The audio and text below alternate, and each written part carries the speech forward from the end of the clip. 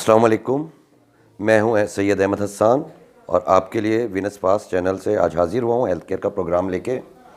और आज हमारे साथ जो गुफ्तगू में शरीक हैं वो हैं डॉक्टर आमिर लतीफ़ साहब, जिनसे हम हेल्थ की कंसल्टेंसी के बारे में बात करेंगे और कुछ जो है उनसे सवालात करते हैं। जी डॉक्टर साहब, कैसे हैं आप? ठीक हैं? ठीक है, खैरियत से हैं? ठीक है। जी डॉक्टर साहब, सबसे पहला तो सवाल ये है कि जो है हम लोग जो है आजकल जैसे कोरोना के फेज़ से गुज़र रहे हैं, तो मुख्तलिफ़ जो है बीमारियां और भी ज़्यादा जो है, क्योंकि जब बीमार होता है बंदा वीक हो जाता है, तो एहतियाती तदाबीर के तौर पे हम लोग जो है कोई भी ऐसी जो है चीज़ें इस्तेमाल नहीं करते, ना हमें अवेयरनेस होती कि जो है जिसकी वजह से हम फौरी तौर पे कोई ऐसी बीमारी के लिए ख़ास इकदाम कर सकें जिसकी वजह से कोई आगे सीवियर के मामला हो। नहीं, ये सीरियस बीमारी तो है, लेकिन अगर जिस बंदे ने उस डोज अपनी पूरी की है, वैक्सीनेशन अपनी मुकम्मल की है, अपनी अपने घर वालों की, अपने साथ वालों की, तो उसको जो है बहुत कम चांस है ये जो नया ओमिक्रॉन आया है। ठीक है जी जी जी। तो इसके लिए हमें ये चाहिए कि अगर कोई रह गया है तो उसको कायल करें कि वो वैक्सीन अपनी मुकम्मल कराए। और फिर अब इनकी बूस्टर डोज आ गई है। बूस्टर डोज से ये फ़ायदा होता है कि जो ये मामूली भी बीमारी है ना, ये फिर भी बिल्कुल भी उसको आपके ऊपर असर नहीं करेगी। ठीक है ना। तो आपने जो है ना इसके लिए ये करना है कि अगर आपको 6 मंथ हो गए हैं तो आप बूस्टर डोज आप अपनी मुकम्मल कराएं। ठीक। जैसे ही आप बूस्टर डोज मुकम्मल कराएंगे उस दौरान आपको थोड़ी सी वीकनेस और ये तो होगी, शायद पेन भी होता है, बुखार वगैरह, लेकिन इतना ज़्यादा मसला नहीं होता इसका। उसमें यह है कि आप बहुत ज़्यादा रिलीफ महसूस करते हैं दूसरी एक्स्ट्रा बीमारियों से, जिसमें नज़ला, खांसी, बुखार और इस टाइप की चीज़ें इस पर असरअंदाज वगैरह जो होती है। जी ठीक है। अच्छा, जैसे डॉक्टर साहब जो हार्ट अटैक होता है आम हमारे यहाँ पे लोगों को जो 40+ होते हैं उनको ब्लड प्रेशर का मसला और शुगर का मसला और वो हार्ट अटैक की तरफ चला जाता है। तो अगर अचानक किसी को ये अलामात हों, हार्ट की तरफ जो है कोई जो है तकलीफ़ हो या जो है कोई ऐसी जो है कंडीशन हो, तो उसमें फ़ौरी तौर पे क्या इकदाम करने चाहिए? हार्ट अब तो इतना ज़्यादा होता जा रहा है कि पहले तो कहते थे ये 50+ से ऊपर वालों को, जी जी। अब तो 30 में भी होने लग गया है जी। तो लिहाजा जो है ना, इसके लिए अगर अब बंदा अकेला है घर में और उसको हो जाता है जी। तो फर्स्ट ऑफ ऑल तो वो पहले कोशिश करे कि जो है ना वो लेट जाए, बिल्कुल भी एक कदम ना चले। अगर वो आपके साथ है तो आप भी उसको लिटा दें सीधा, बिल्कुल। जी जी जी। और दूसरी बात ये है कि जो है ना उसको ज़ोर ज़ोर से कहें कि वो ना खुद ही खांसे, जैसे खांसी करता है ऐसे करे।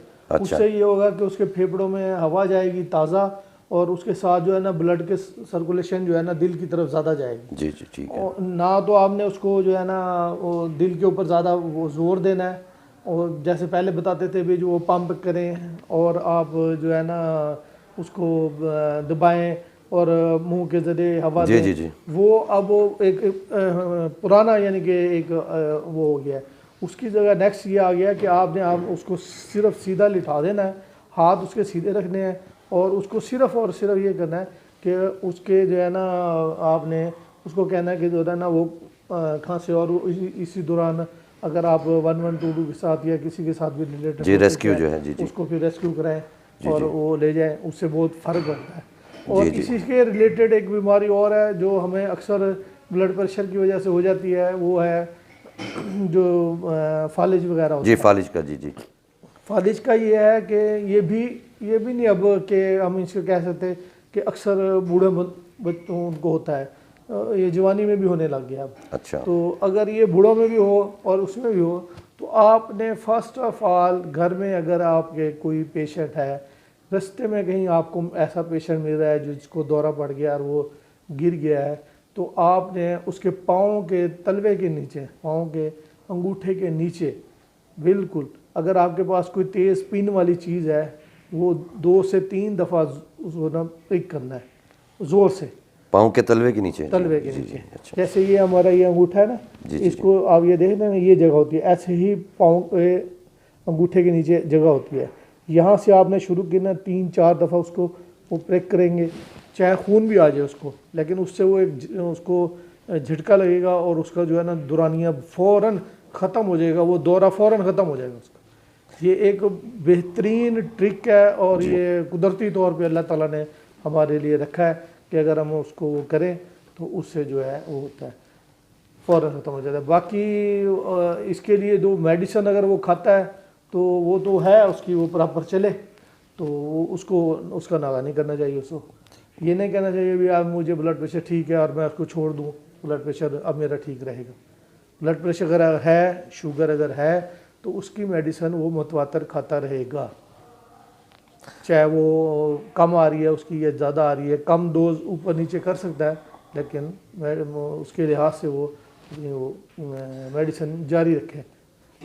अच्छा सर, दूसरा सवाल ये है कि शुगर जो है नील हो जाती है अक्सर लोगों की, कम हो जाती है और उन्हें गनूदगी की हालत हो जाती है, तो उन्हें उसमें क्या एहतियाती तदाबीर देनी चाहिए? क्या आप उसमें सजेस्ट करेंगे कि जो है ऐसी क्या चीज़ दें कि वो फौरी तौर पे स्टेबल हो जाएं कि वो जो है हॉस्पिटल तक जा सकें? अच्छा, ये हमारे यहाँ जो है ना शुगर का एक बहुत बड़ा ये एक मसला है, वो ये है कि लोग समझते हैं एक बंदे को शुगर हो गया तो वो मीठा बिल्कुल छोड़ दे, जबकि बॉडी को जो है ना वो शुगर भी चाहिए, चाहे वो आप फल की मदद में लें, चाहे वो आप शुगर चीनी की मदद में लें या किसी चीज़ की मदद में लेनी है आपने, ठीक है ना। फल खाना है तो एक खाना है, यानी कि जैसे आप सेब खा रहे हैं तो एक खा लें दिन में, उससे ये होगा वो जो जिस्म को शुगर लेवल है निशास्ता जिसको कहते हैं वो मुकम्मल रहता है। अब इधर आपने मेडिसिन भी खा ली, उधर टोटल आपने जो है ना वो भी छोड़ दिया, सारा कुछ मीठा भी छोड़ दिया, तो उससे जो है ना वो एकदम कहीं भी आपकी शुगर लो हो सकती है, सही, काम करते हुए भी लो हो सकती है, चलते फिरते भी लो होते हैं, हत्ता कि इवन कि अगर आप सो रहे हैं तब भी लो हो सकती है। उसमें अलामतें ये होती हैं कि जिस्म कांपने लग जाता है बंदे का, ठीक है, और बहुत ज़्यादा जो है ना मुंह खुश्क हो जाता है और आंखों के आगे अंधेरा आने लग जाता है। तो उसके लिए फ़ौरन ये है कि ज़ुबान के नीचे वाले हिस्से में, फ़ौरन ज़ुबान के नीचे हिस्से में कोई भी मीठी चीज़ अगर आप रखें तो उससे उसको जल्दी रिलीफ मिलेगा। तो शुगर का ये है कि ये गोलियां भी खाएं आप, सारा कुछ खाएं, लेकिन उसको एक मेंटेन रखें ताकि हफ्ता जो है ना आप अगर हफ्ता 2 हफ्ते बाद या 3 हफ्ते बाद उससे एक दफ़ा चेक करा लें तो उससे आपको आपकी जो है ना मेंटेन रखने में फ़ायदा होगा आपको। दूसरी बात यह है कि मुकम्मल उसको ये ना कहें कि मैंने आज कुछ खाना ही नहीं है, शुगर पूरा छोड़ दें, उससे आपकी बॉडी बिल्कुल कमज़ोर हो जाएगी और हड्डियाँ जो होती हैं ये खासकर जोड़ों वाली, टांगों वाली, ये जो है ये भुनने लग जाती हैं, खासकर जो बुज़ुर्ग बंदे होते हैं। और एक वक्त ये आता है कि वो फिर हर टाइम उनकी शुगर नील रहती है, कमज़ोर रहती है, कम हो जाए। अच्छा डॉक्टर साहब, ऐसा है कि जो है अभी हम देखते हैं कि हाई ब्लड प्रेशर में तो हार्ट का थोड़ा सा जो है मेरे ख्याल से जो है करीब होता है बंदा कि जो है बॉटम लाइन पे होता है कि अटैक ना हो जाए, लेकिन लो में क्या कैफियत होती है और उसका क्या तदारुक कर सकते हैं हम फौरी तौर पे? लो में ये तदारुक होता है उसका, लो भी उतना ही ख़तरनाक है जितना हाई। लो में इसको एक कांस्टेंट बीपी कहते हैं और दूसरा नॉर्मल बीपी होता है। जो कांस्टेंट होता है वो जब लो होता है तो वो उसमें ये फ़ौरन ही बंदे का जो दिल वाला हिस्सा है वो काम करना छोड़ देता है। तो लिहाजा अक्सर आप अगर किसी डॉक्टर से मिलते हैं तो वो आपको यही कहता है कि जो है ना कांस्टेंट बीपी आपका नॉर्मल होना चाहिए। तो वो सिर्फ वो मेडिसिन के ज़रिए ही नॉर्मल रहता है। उसका ना हम कोई टोटका कर सकते हैं, ना हम कोई उसको ये कहते हैं कि वॉक करता रहे तो उसका सही रहेगा, नहीं। उसका किसी टाइम भी वो होता है, उसको सिर्फ मेडिसिन के ज़रिए ही आप जिस बंदे को हो जाता है वो मेडिसिन के ज़रिए ही कंट्रोल होता है, बनिस्बत किसी और कोई चीज़ नहीं है ऐसी कि जिससे ज़्यादा हम कहें कि जो है ना उसका फ़ायदा होगा। अच्छा डॉक्टर साहब, अक्सर लोगों के जो है जिस्म में बांटें आते हैं, मकसद ये कि जो है पट्ठा चढ़ गया या जो है एकदम से पैर सुन हो गए, हाथ सुन हो गए, तो उसका क्या अलामात होती हैं और किस वजह से वो होता है? अगर तो वो शुगर पेशेंट है उस वजह से भी हो सकते हैं, पहली बात। दूसरी बात, अगर शुगर पेशेंट नहीं है तो उसका ये होता है कि ये पट्ठे जो है वैसे हमें हमारी जो खुराक है और जो हमारा आजकल का लाइफस्टाइल है कि बिल्कुल चलना नहीं है और हर टाइम बैठना है और रात को खा के उसी टाइम जो है ना सो जाना है, तो उसकी वजह से जो है ना बाज़ पट्ठों तक जो है ना वो एनर्जी नहीं पहुंचती, जो अगर हम पहले खाना खा लें या हमारी खुराक सादा हो तो उसमें पहुंचती है। तो उसके लिए और फिर फल फल हमने अपनी ज़िंदगी से निकाल दिए हैं अक्सर लोगों जी ने, जी बिल्कुल ऐसे ही। ठीक है ना। वो फल जो है, जितनी फल आपको जो है, और ये थोड़ी सी कच्ची सब्ज़ी जैसे सलाद बना लेते हैं, उसमें वो विटामिन पहुँचाती है, वो आपको जो है ऐसे कोई भी चीज़ नहीं देती।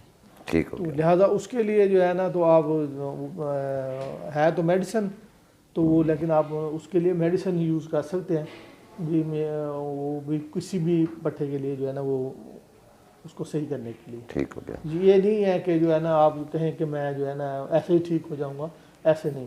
ये अलामत होती है, जैसे हाथ किसी का या उंगली सुन हो रही है, तो जो डॉक्टर के पास जाओगे उसको पता लग जाता है इसको क्या मसला है, किस वजह से इसके जो है ना ये प्रॉब्लम आ रहा है, चाहे वो लेफ़्ट उसका है या राइट का है, तो अलग-अलग इनकी अलामतें होती हैं।